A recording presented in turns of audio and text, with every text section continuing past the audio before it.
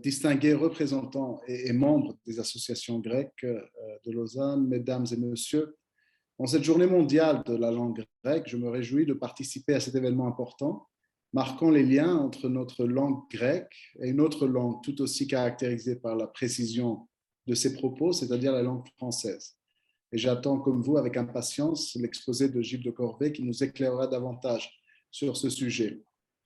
L'événement d'aujourd'hui sert à mettre en relief l'affinité qui existe et qui a toujours existé entre nos deux langues, le grec et le français. Une affinité qui a été célébrée par de grandes personnalités littéraires francophones comme Jacqueline de Romilly et Marguerite Yourcenar. Et quant à cette dernière, qui avait entre autres dit que tout ce que les hommes ont dit de mieux a été dit en grec, il est intéressant de retenir qu'elle avait été influencée dans son intérêt pour la Grèce par un résident de Lausanne, le poète Andreas Empirikos, qui avait vécu pendant quelques années dans sa jeunesse. Et parlant de poésie, permettez-moi aussi de partager avec vous encore une anecdote qui concerne notre belle ville et les lettres grecques. Il n'est peut-être pas assez connu, mais le lauréat grec du prix Nobel Odysseas Elitis, on en avait deux, l'autre c'était bien sûr Georges Seferis, a été inspiré pour son œuvre maîtresse Actionisti, qui a été écrite en 1959, par un séjour ici à Lausanne, quelques années auparavant. Comme il avait avoué au philologue Georges Savidis, le poète a voulu écrire Actionisti car il avait le désir de protester contre la justice. Et il décrit à Savidis le déclencheur de ce besoin, de ce désir qu'il avait senti. Et c'était la comparaison, en fait, entre la dernière image qu'il avait de la Grèce avant de prendre l'avion pour voyager à Lausanne, avec la première image qu'il a vue à son arrivée à Ouchy en 1948, c'est-à-dire quelques années juste après la fin de la guerre, une guerre qui a été vraiment désastreuse et qui a conduit la Grèce à une pauvreté et une faim extrême. Et le poète, il avait vu une image de, excusez-moi, parce que j'essaie de trouver l'extrait. Il avait vu une image des enfants qui jouaient avec des chiffons pâles, sales, squelettiques, aux genoux déformés, au visage aspiré. Et quelques heures plus tard, il arrive à Ouchy, en Suisse, qui n'avait pas connu la guerre comme la Grèce, et il a vu une image diamétralement opposée. Et là, il décrit les enfants suisses qui sortaient pour faire leur promenade quotidienne à cheval, ceux qui, pendant 5 générations et plus, n'ont pas su ce que la lutte, la faim, le sacrifice signifiaient, les joues rouges, souriants, habillés comme des princes, avec des escorts portant des uniformes à boutons d'or, ils sont passés devant moi et m'ont laissé dans un état au-delà du ressentiment.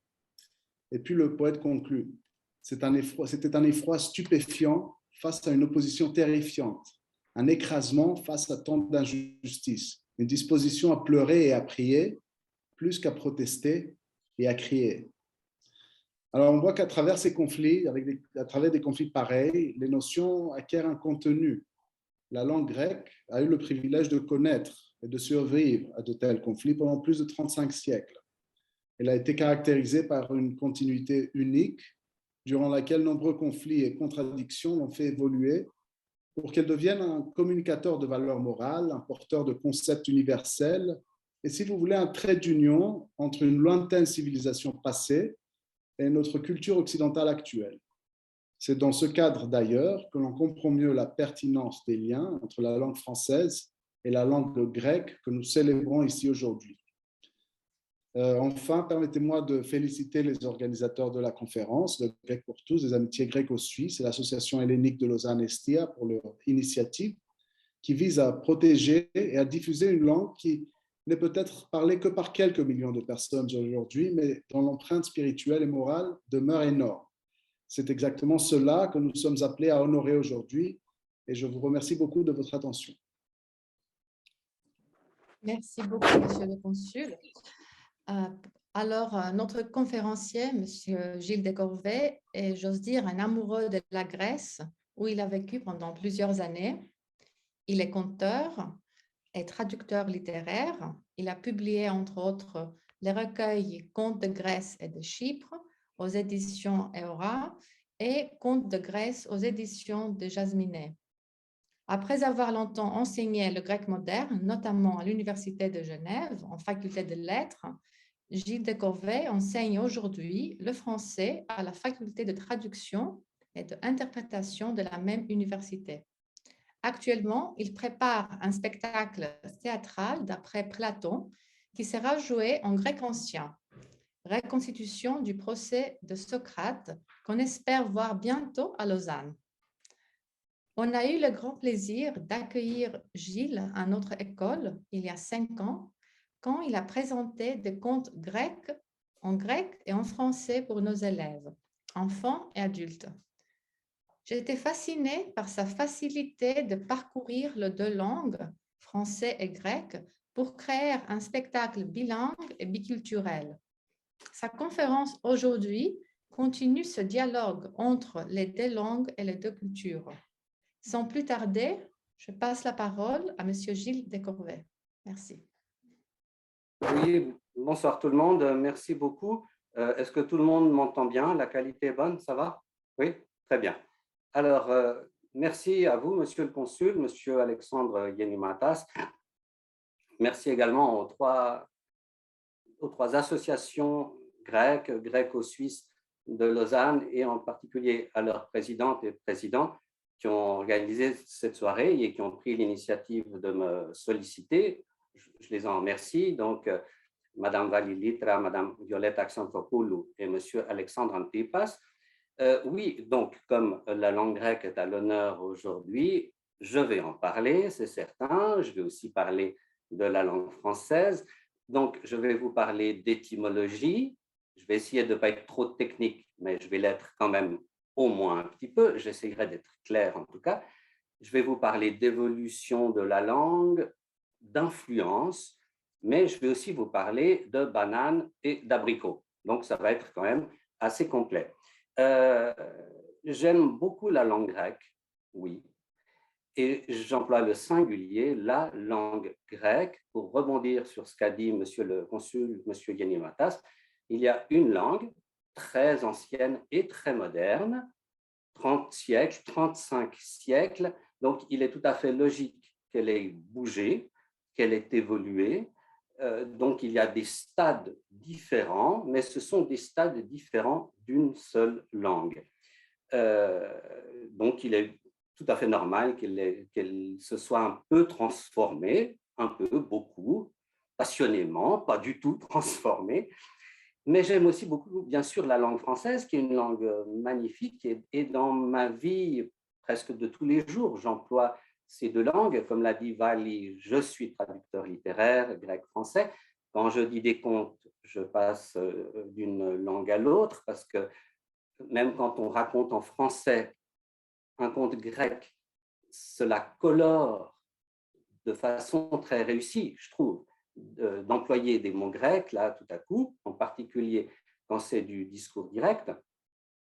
Mais en fait, j'aime beaucoup les langues en général, j'aime les mots. Et les mots, il faut bien avoir à l'esprit que, quelle que soit la langue, ils nous permettent surtout de communiquer entre nous, d'échanger, de nous comprendre. Mais les mots, souvent, sont aussi à double tranchant, vikopamacheria, comme on dit en grec. C'est-à-dire que les mots peuvent servir aussi à blesser, à vexer, à froisser, ou même à détruire quelqu'un. Ça, c'est l'aspect négatif des mots, et c'est pour ça qu'on dit en grec, donc la langue n'a pas d'eau, n'a pas d'os, mais elle brise les os. Et c'est vrai, mais il y a aussi l'autre côté des mots,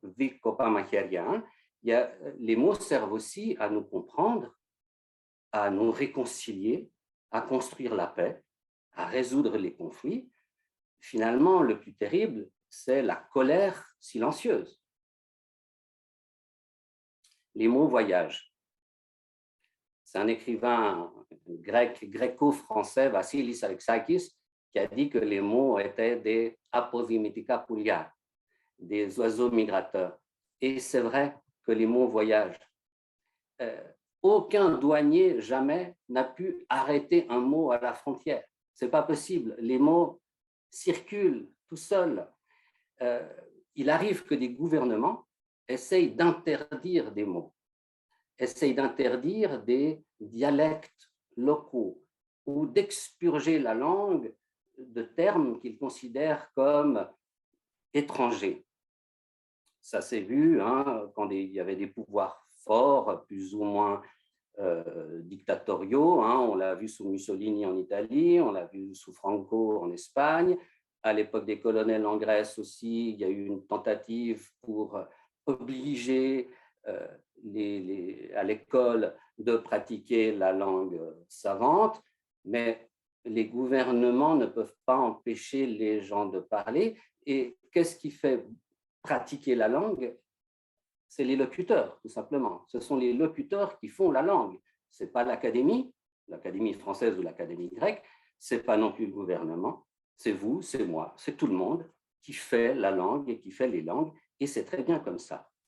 Alors c'est vrai que les mots sont apovimetika, où il y a des oiseaux migrateurs, et il y en a un qui est particulièrement révélateur pour ça. En grec, on l'appelle verikoko aujourd'hui, et en français, on l'appelle abricot. Ça rime d'ailleurs, verikoko, abricot. C'est un mot qui existait déjà en grec ancien, pas sous la forme de verikoko, mais c'était prekokion en grec ancien. On trouve ça chez un auteur antique tardif, puisque 50 ans après Jésus-Christ, il s'appelait Dioscoride, et il emploie ce mot prekokion, qui lui-même venait du latin, parce qu'il faut savoir qu'il y a des mots grecs qui viennent du latin. En latin, c'était precox, ce qui a donné en français précoce. En effet, on considérait que l'abricot était une pêche précoce. Et c'est vrai que l'abricot mûrit avant la pêche. Donc, de prekokion en grec ancien, on est passé à verikoko en grec moderne, que des fois on écrit à tort avec 3 kappa, en fait il n'y a que 2 kappa, c'est parce qu'il y a une petite confusion avec kokos, qui est la graine. Mais pourquoi est-ce que ce mot a beaucoup voyagé?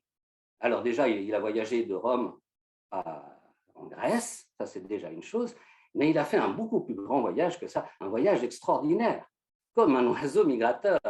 Il est né donc à Rome, précox, il est passé en Grèce, prékokion, il est passé en Arabie, alors moi je ne sais pas l'arabe, mais ça doit se prononcer quelque chose comme albarcoque, quelque chose comme ça. Il est passé au Portugal, Albicoque, en Espagne, en France, et il est revenu en Italie, Albicocca. Donc, il a fait le tour de la Méditerranée, il était parti précox et il est arrivé Albicocca. C'est comme ce jeu du téléphone arabe, où un mot est déformé. Ce mot-là, il est parti d'Italie et il est revenu avec quelques petites déformations au passage. Donc, quand on dit que les mots sont apovimetika poulia, comme disait Alexakis, eh bien, c'est tout à fait juste. Alors, il y a eu beaucoup d'échanges entre la langue grecque et la langue française.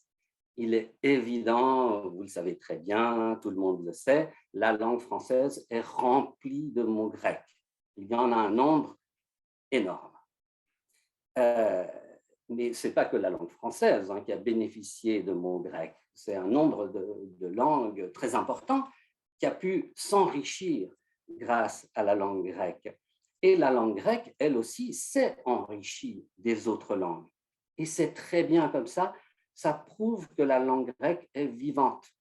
Les langues mortes n'évoluent plus. Ce que je dis, c'est évident. Ben oui. Le sanskrit n'évolue plus, le latin n'évolue plus. Mais le grec, lui, continue à évoluer. Il perd des mots qu'on ne comprend plus, qu'on n'emploie plus, mais il gagne d'autres mots. Et c'est ça la richesse, et c'est très bien. Les linguistes, pour désigner ce passage d'une langue à une autre d'un mot, ils n'emploient pas une expression aussi poétique que Alexakis. Ils ne disent pas que ce sont des apovimetika poulia, des oiseaux migrateurs. Ils emploient un mot très laid, très antipoétique. C'est le mot emprunt. En grec, c'est vanio. Glossiko vanio, l'emprunt linguistique, c'est un mot qui est lui-même emprunté au monde du commerce et au monde de la banque. Alors, je ne sais pas si c'est un bon mot, parce que quand on emprunte quelque chose, normalement, il faut le rendre, non? Quand on emprunte de l'argent à la banque, il faut rendre l'argent. avec même un petit surplus en général. Quand on emprunte un livre à la bibliothèque, il faut le rendre. Est-ce que quand moi, j'emploie le mot week-end, quand je parle français, j'emprunte ce mot à l'anglais, est-ce que je dois le rendre? Eh bien oui, parfois oui, parce qu'il existe ce qu'on appelle un divanio, mais ça, je vais vous le dire tout à l'heure. Donc, en français, nous avons emprunté beaucoup de mots à la langue grecque. Ce sont des fois des mots très savants, très scientifiques, très recherchés, mais ce sont aussi des mots très courants, très banals. Je vous donne des exemples. Des mots savants, notamment en linguistique. En linguistique, on emploie tout plein de mots grecs. Oxymore, par exemple un silence assourdissant. Zeugme, qui vient aussi du grec. Quand on dit « j'entre et je sors de la maison », c'est un zeugme. Anacolute, rupture syntaxique. L'anacolute, je fais une petite parenthèse parce que j'aime bien les parenthèses, ça fait partie des injures du capitaine Haddock dans Tintin. Quand le capitaine Haddock, il injurie les autres, il les traite d'ectoplasme, mon grec, il les traite de bachibouzouk, ça c'est pas grec, de moule à gaufre, etc. Puis il les traite aussi d'anacolute. Donc c'est très grave d'être une anacolute. Le mot pléonasme aussi, ça fait partie de ces mots français d'origine grecque qui appartiennent à la linguistique. Mais il y a encore d'autres mots scientifiques qui viennent du grec qui sont très savants, comme onychophagie. L'onychophagie, c'est le fait de se ronger les ongles. Alors, je dis ça en français très banal, se ronger les ongles. Il y a un mot beaucoup plus savant, c'est onychophagie. Périssodactyle, c'est un mot extraordinaire, périssodactyle. Ce sont ces animaux qui ont un nombre impair d'orteils et l'orteil du centre dépasse les autres. Par exemple, l'hippopotame, hippopotamos, il fait partie des périssodactyles. Donc ça, c'est des mots très savants. Il y en a beaucoup en français qui viennent du grec. Mais il y a aussi des mots tout à fait banals, des mots courants comme comique, tragique, théâtre. Il a dit, je suis aussi conteur et comédien, tout ça. Donc tout ça, c'est le vocabulaire qui vient du grec. Téléphone aussi, un mot banal. Et puis rhume, pneu. Vous savez, ces mots, je ne les ai pas choisis par hasard, notamment les deux derniers, rhume et pneu. Je les trouve intéressants parce que, en quelque sorte, c'est des faux amis entre le grec et le français. Pourquoi est-ce que je dis ça? Parce qu'on pourrait croire que le mot rhume, qui vient du grec, en français, il se dit revma. Pas du tout, il ne se dit pas revma, il se dit synachi. Le mot pneu, qui vient du grec, en grec, il ne se dit pas pneuf ou pneuma ou pneumatico. En français plus ancien, on disait pneumatique, c'est vrai, mais c'est des faux amis. Rhume, donc en grec, se dit synachi, qui est un mot d'origine grecque, par ailleurs, et pas du tout revma. Pneu, il se dit lastiro, qui est un mot d'origine italienne, qui vient lui-même du latin, il ne se dit pas pneum. D'autres exemples, acouphène, c'est quand on entend des sifflements dans les oreilles. En grec, ce n'est pas akoufena. D'ailleurs, ce mot, je crois, n'existe pas en grec. Il se dit emvoes. Donc, vous voyez, c'est deux racines complètement différentes. Onomatopée, des mots comme miauler, en grec niaurizo, eh bien, ça ne s'appelle pas onomatopée ici ou je ne sais pas quoi. Onomatopée ici, ça existe en grec, mais ça veut dire nominalisation. Donc, c'est tout autre chose. En grec, ça se dit ichomimétiké. Donc, pourquoi est-ce qu'il y a ces faux amis entre le français et le grec?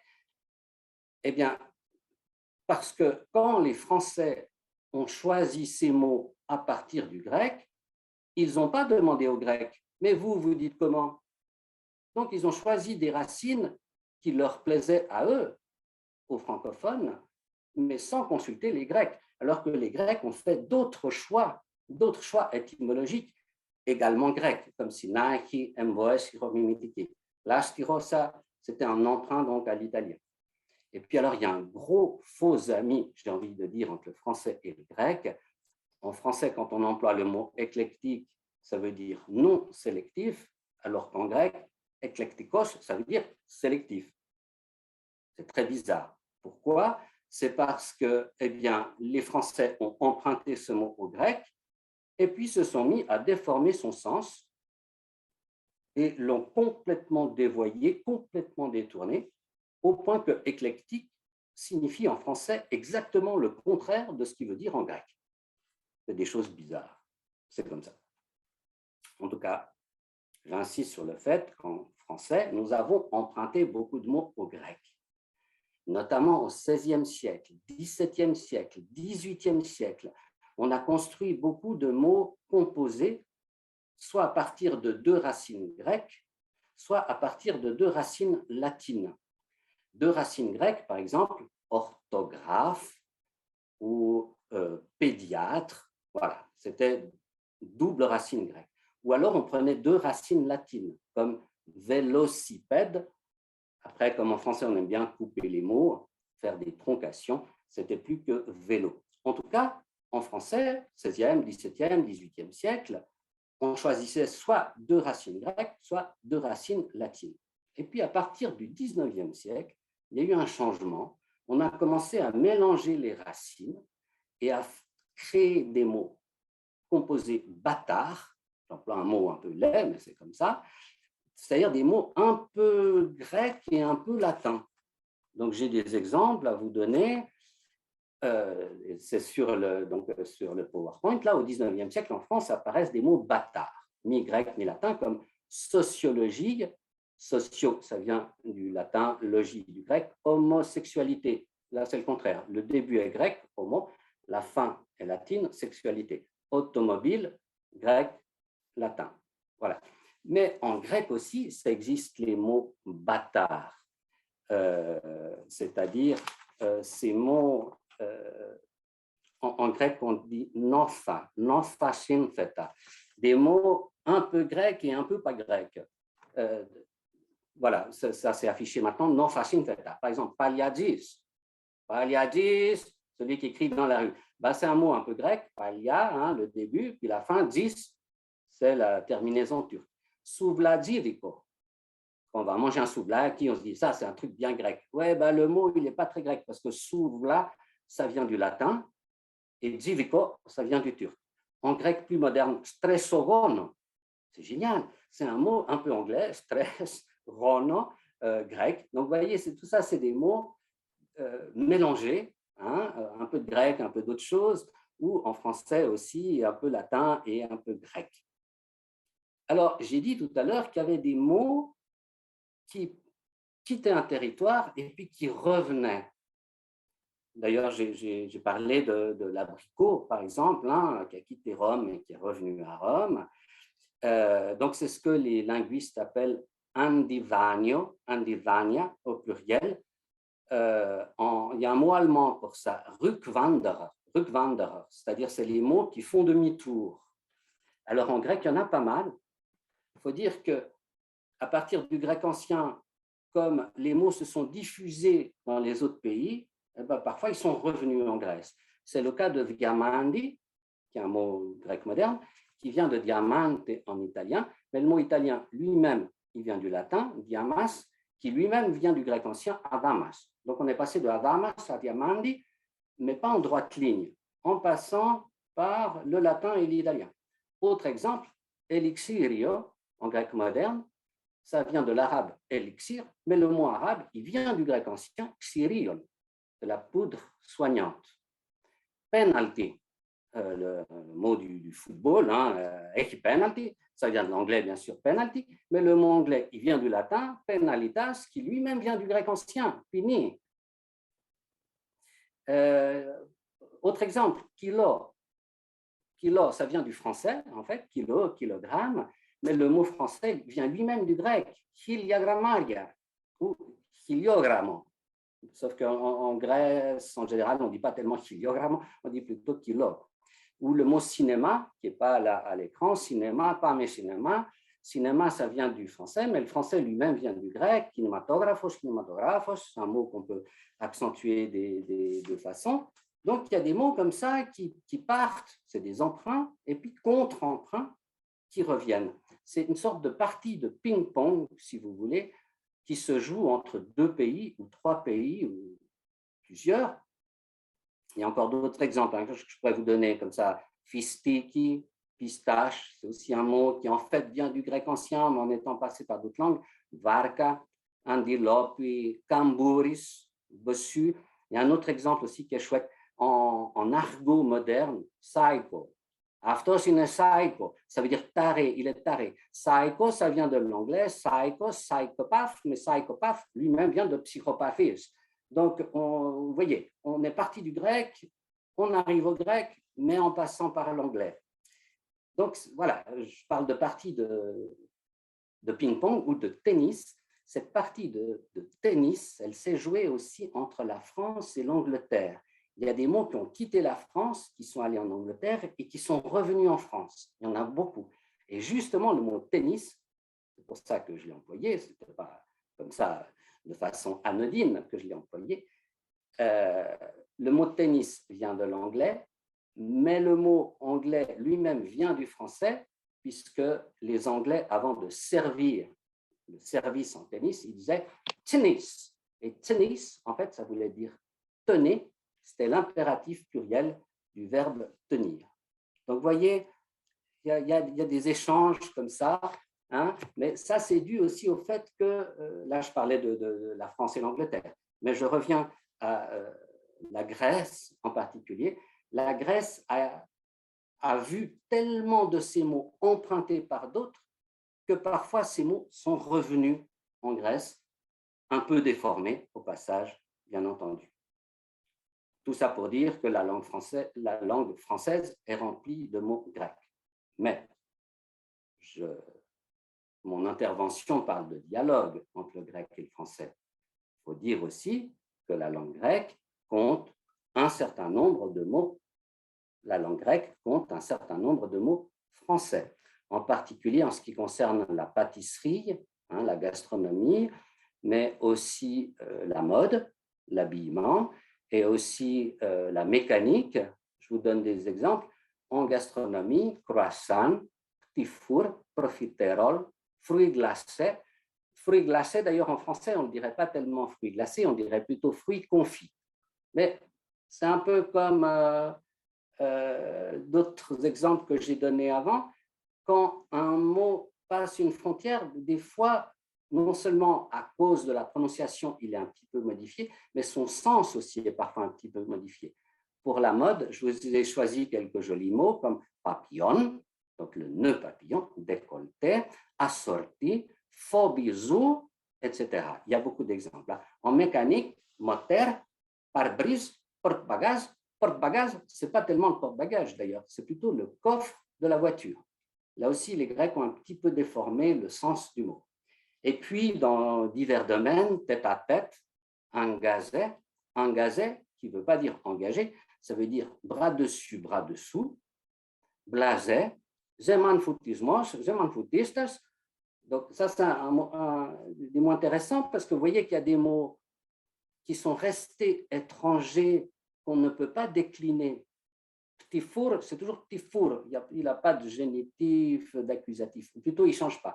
Alors que zemanfoutismos, zemanfoutistas, c'est des mots qui se déclinent. Donc, c'est des mots qui ont été vraiment grécisés. Ils ont leur propre déclinaison. Alors voilà, donc c'est vrai qu'en grec, on rencontre quand même un certain nombre de mots français. Il n'y en a pas énormément, mais enfin quelques centaines quand même. Et notamment, donc, ça concerne l'habillement. Mais il n'y a pas que des mots d'origine française dans l'habillement. Si je pars des pieds et que je monte dans le corps, hein, aux pieds, on met des calces, papucia. Je monte, slip, pandeloni, pukamiso, gravata, costumi, bouffane. Ben, ce n'est pas des mots très grecs, tout ça. Ce n'est pas grave, c'est très bien. Calces, ça vient de l'italien, qui lui-même vient du latin. Papucia, ça vient du turc, qui lui-même vient du persan. Slip, anglais. Pandeloni, ça vient de l'italien. Pukamiso, c'est un peu compliqué, c'est un mot gréco-latino-germanique. Gravata, ça vient de l'italien, mais lui-même vient du français. Et c'est comme ça qu'en français, on désignait les Croates, parce que les Croates, ils avaient une gravata.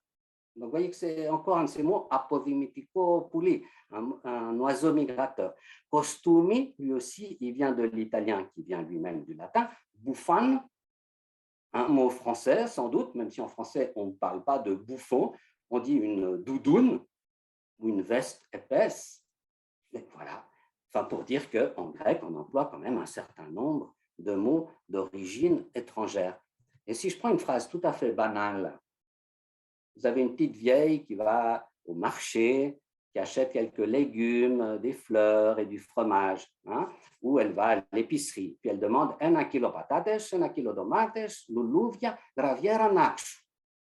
Je répète, 1 kilo patates, 1 kilo tomates, luluvia, graviera nacho. C'est ça qu'elle demande, la dame. Eh bien, quels sont les mots grecs là-dedans? Purement grecs, il y a ena, naxu, le premier et le dernier. Kilo, c'est un mot gréco-français, comme j'ai dit avant. Hein. Patates, c'est un mot qui vient d'Haïti, comme moi d'ailleurs, parce que moi j'ai grandi en Haïti, donc Haïti ça me parle. Hein. C'est un mot venu d'Haïti qui a été repris par les Espagnols, puis de l'Espagne, il est passé en Grèce. Domates, c'est un mot aztèque qui est entré en grec via l'espagnol, puis via l'italien. Luluvia, ça vient de quoi? On ne sait pas. On ne connaît pas l'étymologie de luluvi. Il y a des hypothèses, notamment Andriotis, qui est un grand linguiste grec, spécialiste de l'étymologie. Il a quelques hypothèses, mais on n'est pas sûr. Et graviera, ce n'est pas un mot latin, ce n'est pas un mot italien, ce n'est pas un mot espagnol, c'est un mot suisse. Ben oui, ça vient de Gruyère, la région du canton de Fribourg. Parce qu'en grec, il y a même des mots suisses. Il n'y en a pas beaucoup, hein, il y en a très peu. Alors, c'est vrai que la langue grecque est une langue polyglotte, j'ai envie de dire. On trouve en grec des mots d'origine latine, turque, russe, espagnole, italienne. On trouve le mot pizziriki. Par exemple, pizziriki, ça ne vient pas de l'italien, ça vient du sicilien, du dialecte sicilien. Geyser, ça vient de l'islandais. Il y a le mot grec thermopydakas, mais il y a aussi le mot islandais, geyser. Il y a des mots japonais comme geisa. Il y a des mots suisses, j'ai dit avant graviera, mais aussi ça l'est. Pour moi, c'est un mot suisse. Il y a un mot polynésien, tabou. Voilà. Enfin, pour dire que quand on parle grec moderne, on parle beaucoup de langues et c'est très bien comme ça. C'est super parce que c'est une langue vivante et une langue riche. Voilà, on peut être fier de cette richesse. D'ailleurs, les capitalistes, ils sont bien d'accord avec l'idée que la richesse vient de l'échange et pas de l'enfermement, du cloisonnement. Voilà. Alors, j'arrive au bout de mon intervention. Mon intervention, il y a un petit problème, c'est que je parle que de mots isolés. J'ai pris les mots un à un, alors que quand on parle, on regroupe les mots.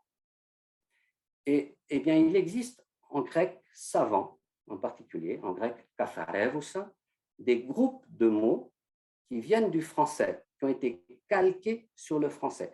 Ça remonte au 19e siècle, quand la Grèce s'est libérée des Turcs et qu'elle est devenue indépendante. Il y a eu tout un débat en Grèce. Quelle langue est-ce qu'on va parler? Est-ce qu'on va parler la langue populaire, la langue des gens, la langue du peuple?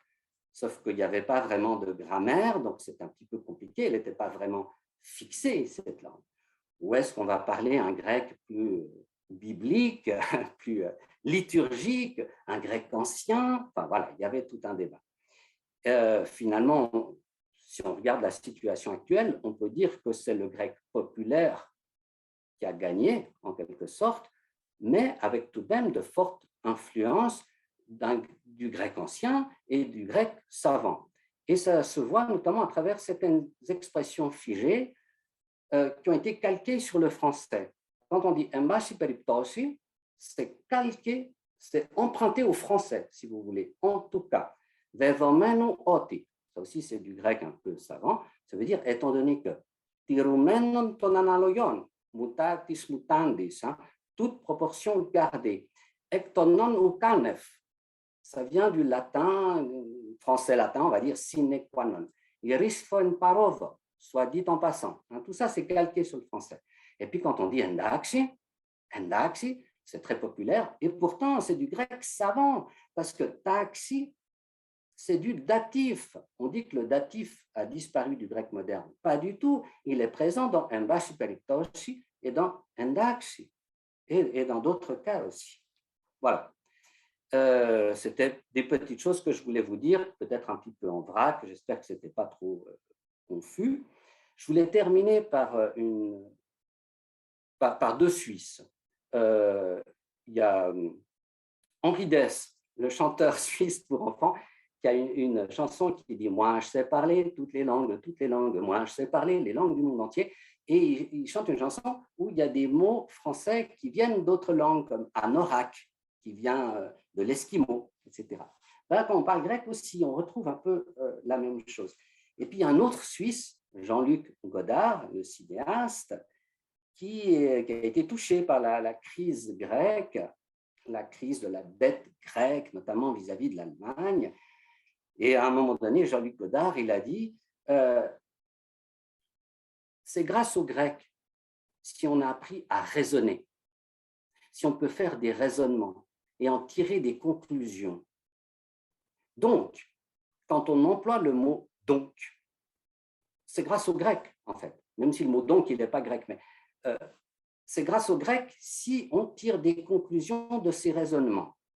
Alors, si on demandait aux gens, chaque fois qu'ils disent « donc », de payer 10 € à la Grèce, ben, il n'y aurait plus de dette grecque. Elle est ici, sa citation. Si, à chaque fois que l'on utilise le mot « donc », on doit payer 10 € à la Grèce, alors la crise de la dette grecque sera terminée en une journée et les Grecs n'auront pas à vendre le Parthénon aux Allemands. Chaque fois qu'Angela Merkel dit aux Grecs « nous vous prêtons de l'argent, donc vous devez nous rembourser avec des intérêts », elle doit donc leur payer des droits d'auteur aux Grecs. Donc, voilà, c'était une petite plaisanterie pour terminer. Ça, c'est Christopoli. Et j'arrête ce PowerPoint. Je vous retrouve. Je vous remercie beaucoup de votre attention. Et vous avez peut-être maintenant des questions à poser, des remarques. Peut-être que vous avez repéré ici ou là des erreurs, parce que peut-être que je me trompe. J'ai vérifié un certain nombre de choses, mais peut-être que voilà, je ne suis pas un grand savant. Mais j'ai essayé de rendre ça de façon un petit peu vivante et j'espère que vous avez pu suivre, en tout cas. Voilà, je vous remercie de votre attention et je suis prêt à répondre à des questions ou à des remarques s'il y en a. Merci beaucoup Gilles pour ce parcours linguistique et culturel. Alors, comme Gilles a dit, vous pouvez poser vos questions soit en utilisant le chat, soit vous pouvez lever la main. Il y a la fonction dans la réaction. Donc,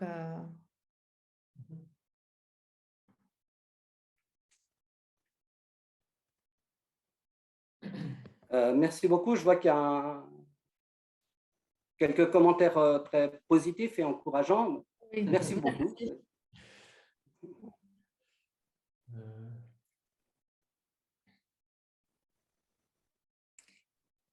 Peut-être, Gilles, vous pouvez parler un petit peu de votre relation avec la langue grecque. Vous êtes conteur, traducteur, vous avez traduit des contes de Grèce et de Chypre. Alors, est-ce que vous avez quelques réactions un peu plus personnelles de partager avec nous quand vous faites ce travail de traducteur? Les mots sont très importants, j'imagine, mais c'est aussi l'aspect culturel. Donc, vous pouvez peut-être parler un petit peu de ce processus de traduction, d'interprétation, peut-être. Oui, je vais essayer. J'ai vu qu'entre-temps, il y a une question. Voilà, oui, quelqu'un demandait ce que vous voulez dire. Loulouvi, loulouvia, ça veut dire fleur, en effet. Il existe un autre mot, amphos, qui est plus grec, disons plus ancien. Mais loulouvi, c'est un mot moderne qui veut dire fleur aussi. Oui, alors, écoutez, c'est vrai que j'ai traduit un certain nombre d'ouvrages. J'en ai quelques-uns à côté de moi, si jamais je peux vous les montrer. Donc, des ouvrages purement littéraires. Et quand on traduit la littérature, il s'agit non seulement de traduire fidèlement, comment dire, les mots, le sens des mots, mais c'est plus que ça. Il faut essayer de traduire un style.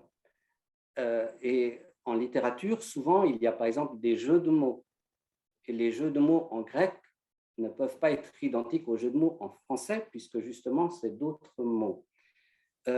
Souvent en littérature, il y a des questions de niveau de langue qui se posent. Moi, je traduis la littérature grecque moderne, et en littérature grecque moderne, souvent les auteurs mélangent les niveaux de langue. Donc, on peut traduire une même phrase dans laquelle il y a et des mots vulgaires, et des mots standards, et des mots élégants. Et il faut que le traducteur respecte ça sans que le lecteur ait l'impression que c'est maladroit de la part du traducteur. Donc, il faut faire ça avec beaucoup d'habileté. Dans les romans, il y a des dialogues aussi, donc du discours direct. Or, deux Grecs qui discutent ensemble ne discutent pas de la même façon que deux Français, par exemple. Donc, il y a tout un travail d'adaptation comme ça qui est assez difficile, assez lent, et la traduction littéraire, moi, me passionne, mais c'est vrai que ça prend du temps, disons, et beaucoup d'énergie. J'essaye de comprendre comment fonctionne la langue grecque telle que je la ressens, mais j'essaye aussi de comprendre la langue française, comment elle fonctionne, parce que on n'a jamais fini d'apprendre même sa propre langue maternelle et les langues étrangères. C'est sans fin, hein. C'est sans fin. Moi, j'apprends toujours des choses nouvelles à propos du français et à propos du grec. La Grèce, c'est le berceau de notre civilisation, comme on dit, et c'est vrai qu'on doit beaucoup de choses à la Grèce. Donc, il y a beaucoup de choses qui nous touchent en Grèce, énormément, qui nous concernent, nous, notre passé, nos origines. Il n'y a pas que la Grèce, bien sûr, il y a aussi Rome, il y a l'Égypte, il y a tout ça, hein, on est issu de tout ça. Mais il y a une profondeur là. Et en Grèce, vous avez des mots tout à fait banals comme logos. Logos, c'est un mot qui peut vouloir dire le discours, la parole. C'est même dans la Bible, hein, enarchito logos. On traduit par le verbe d'habitude. Logos, ça peut même être la raison de faire quelque chose. Mais c'est aussi un concept philosophique, logos. Alors, quand on commence à traduire la littérature et qu'on tombe sur des mots même très banals comme logos, c'est déjà un casse-tête pour savoir mais comment je dois traduire ce mot. Mais c'est passionnant, j'aime beaucoup. Je vous donne quelques exemples peut-être. Alors, c'est vrai que Vali a cité Contes de Grèce et de Chypre, qui est paru il y a 2 ans chez un petit éditeur grec qui fait un travail merveilleux qui s'appelle Eora. Aussi Contes de Grèce aux éditions du Jasmin, ça c'est bien paru en France. Là, au livre de poche aussi, j'avais traduit alors elle se fait appeler Ersi Sotiropoulos, mais c'est Ersi Sotiropoulou, un roman qui parle de Kavafis et qui est paru au livre de poche. C'est très rare qu'un roman grec soit en livre de poche. Très rare, hein. Depuis Kazantzakis, ce n'était plus tellement arrivé. Et puis, j'ai travaillé pour Gallimard aussi, de Nikos Panayotopoulos. Le gène du doute, c'est un très beau roman. Du même Nikos Panayotopoulos, tout seul. En grec, c'est Olomonachos. C'est un témoignage très touchant, je trouve très fort. Pour les enfants aussi de Trivizas, tout le monde connaît Trivizas, enfin, tous les Grecs, en tout cas Trivizas. C'est un monsieur formidable qui est bien vivant. Il a écrit une très jolie histoire qui s'appelle La promesse du bonhomme de neige. Voilà, je ne vous montre pas tout, il y en a d'autres que j'ai traduits. Voilà, je découvre des textes grecs et j'essaye de les mettre en français. Et donc, je compare les 2 langues. Je suis obligé. Super. On a quelques questions dans le chat. Il y a Lisa Wicht qui demande quelle langue entre le français et le grec a pour vous le plus de pouvoir pour casser des os et pourtant la même intensité pour guérir ce même os. Je ne sais pas. Intéressant parce que ça lie la langue avec aux émotions. Hein. Oui. Oui, je pense que c'est une très belle question. Et c'est vrai que j'étais parti de là pour rappeler que les mots ont une force, soit polémique, agressive, soit une force réconciliatrice, pacifique, au contraire. Et je pense que toutes les langues du monde ont ce pouvoir-là parce que c'est en l'être humain même. Il faut rappeler que quand on s'exprime, quand on a une passion, soit l'amour, soit la haine, la jalousie, etc., il n'y a pas que les mots qui servent à exprimer ça. Il y a les gestes aussi. Vous avez remarqué, peut-être, je bouge beaucoup avec les mains quand je parle, mais il y a aussi les mimiques du visage, il y a tout le corps. Et de façon générale, les Grecs sont quand même plus expressifs que les Suisses d'un point de vue corporel. Ça, je crois que c'est vrai. Ils parlent même plus fort aussi, plus vite. Mais est-ce que ça a une influence sur la langue elle-même, sur les mots eux-mêmes? Je ne suis pas sûr. Je pense qu'on peut faire mal et faire du bien également en français et en grec avec les mots.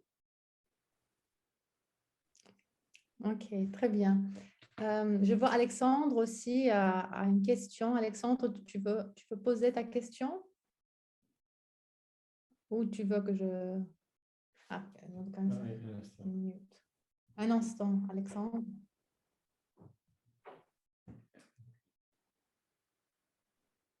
Ça ne marche pas. Ah voilà, je crois que c'est bon. Oui, je voulais demander, parce que M. de Corvée a parlé du latin comme une langue morte, mais en fait, qu'en est-il de sa continuation par l'italien ou même par le français? Qu'est-ce que vous en pensez? Il n'y a pas d'analogie entre le grec ancien et le grec moderne comme il y a entre le latin et l'italien? Moi, je pense que l'analogie entre le grec ancien et le grec moderne est plus forte qu'entre le latin et l'italien ou entre le latin et le français. Ça relève peut-être plus du ressenti, ce que je vous dis, que de données purement scientifiques. Je ne sais pas si ça a été mesuré scientifiquement et si on peut le faire d'ailleurs et quels seraient les critères. Alors, je vous donne raison en partie, monsieur Antipas, c'est-à-dire que le latin survit en quelque sorte grâce aux langues latines, c'est vrai, latin, italien, roumain, etc. Mais le latin en tant que tel, disons, à moins que peut-être certaines instances ecclésiastiques arrivent à, à l'enrichir de mots nouveaux, ce qu'elles font peut-être bien, hein, il y a peut-être un mot latin pour dire téléphone, pour dire ordinateur, que sais-je, mais en tant que tel, le latin, me semble-t-il, ne bouge plus guère, mais c'est vrai qu'il continue à vivre. J'en profite pour dire que d'après certains linguistes, il y a une hypothèse selon laquelle le français, à l'avenir, va connaître un peu le même sort que le latin. C'est-à-dire que maintenant, vous savez, le plus grand nombre de francophones se trouve en Afrique. Et il est de plus en plus mélangé à des langues africaines, diverses langues africaines. Et l'hypothèse, c'est une simple hypothèse, mais c'est que le français va être assimilé en quelque sorte, par d'autres langues qu'il va enrichir et vont se créer des langues francoïdes partout dans le monde qui seront comme ça enrichies d'autres langages, mais le français en tant que tel va s'effilocher. Est-ce vrai, pas vrai? Personne ne le sait, en fait. C'est une hypothèse de travail.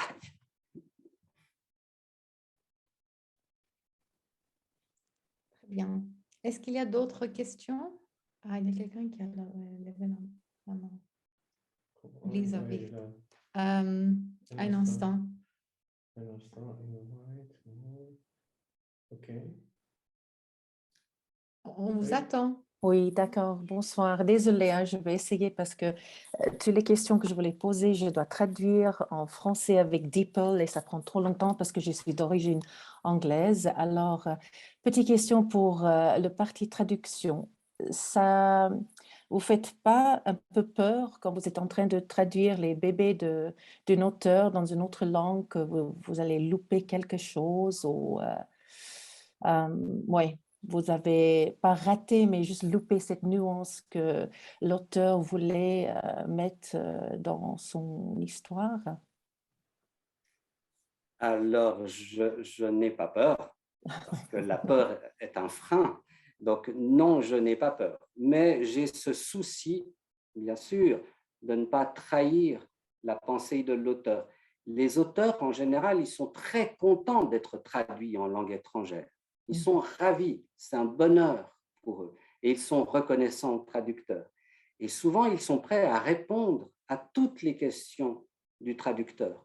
Et moi, je questionne beaucoup. Je vous ai montré avant Nikos Panayotopoulos, Sergi Sotiropoulos, Takis Fedoropoulos, je ne l'ai pas montré, mais c'est des gens avec qui je suis en dialogue grec-français, comme le titre de mon exposé de ce soir. Et donc, quand j'ai un doute, je discute avec eux. Et souvent, ils m'éclairent sur ce qu'ils cherchaient à dire. Maintenant, sur un livre de 200 pages, peut-être qu'il y a quelques contresens, j'en suis désolé. J'aime bien quand il y a des rééditions, parce que je suis assez perfectionniste et je peux apporter quelques corrections. Je sais qu'il y a peu d'erreurs dans mes traductions, mais sans doute qu'il y a des choses qui m'échappent, tel mot, tel autre. Et quand c'est réédité, je corrige, je vous assure, ça m'est déjà arrivé. D'accord, ok. Merci beaucoup. Il y a quelqu'un qui vous aide, parce qu'on a toujours besoin de quelqu'un, vous savez, depuis dehors pour nous donner notre avis. Est-ce que vous comptez sur quelqu'un pour regarder quelque chose après ou Oui, je le fais systématiquement et systématiquement, je remercie ces personnes dans le livre. Donc, j'indique que telle et telle personne ont relu mon texte, même quand c'est un texte de 3 pages. Soit c'est quelqu'un qui connaît le grec, soit c'est quelqu'un qui simplement lit le français et qui me fait des remarques de français. En plus, les bons éditeurs, comme Gallimard, le livre de poche, etc., ont des correcteurs. Et chez Gallimard, ils ont des si bons correcteurs que leurs correcteurs savent le grec. Et on peut passer des heures au téléphone avec le correcteur pour presque pour une virgule, si vous voulez, ou pour une majuscule. Wow. Donc, non, il y a un filet de sécurité. C'est-à-dire que finalement, quand le livre sort, il y a eu beaucoup de relectures, beaucoup, surtout de ma part, mais aussi d'autres gens. Ouais. Merci beaucoup. Je vous en prie. Alors, on a encore une question. Claudette Villieu, elle demande, n'y a-t-il pas une différence entre le vocabulaire et la structure de la langue? Par exemple, il me semble que le français a une structure plus latine que grec. Ça, je ne sais pas. Donc là, je pense qu'elle parle de la syntaxe. Donc, Oui. l'ordre des mots, je ne sais pas. La langue Cafareus a été passablement influencée par la syntaxe française, en fait.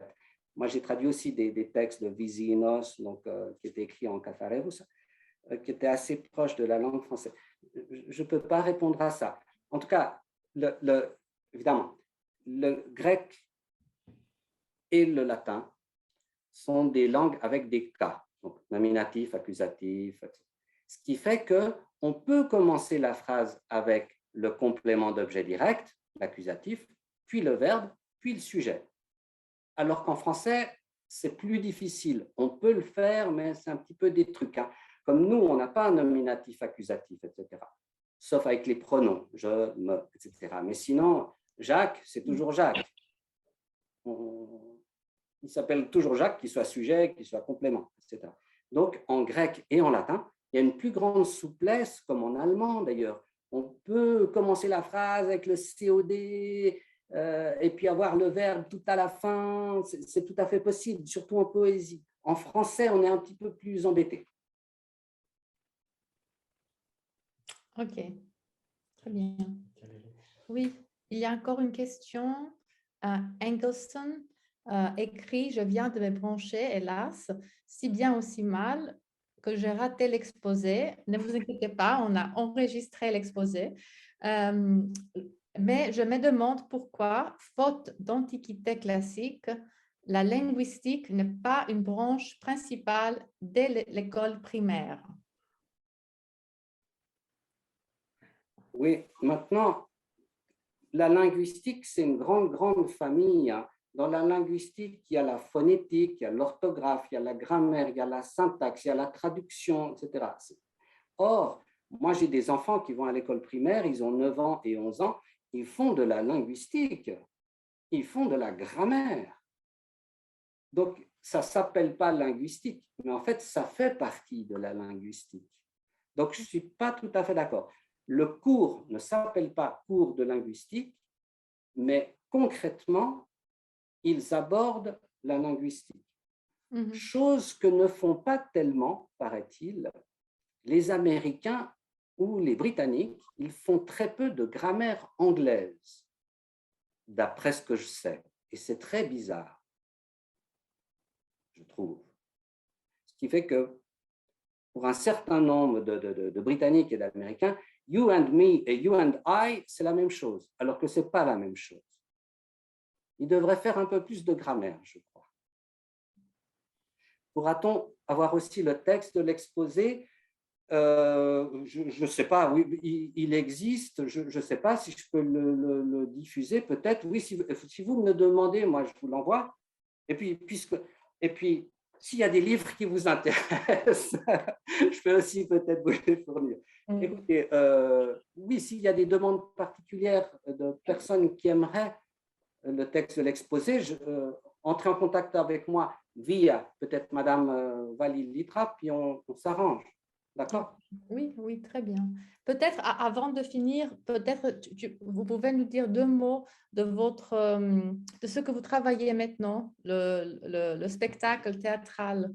Ouais. Juste 2 mots avant de Ouais. finir, de conclure cette conférence. Oui, c'est un projet fou. Et c'est ça qui est bien.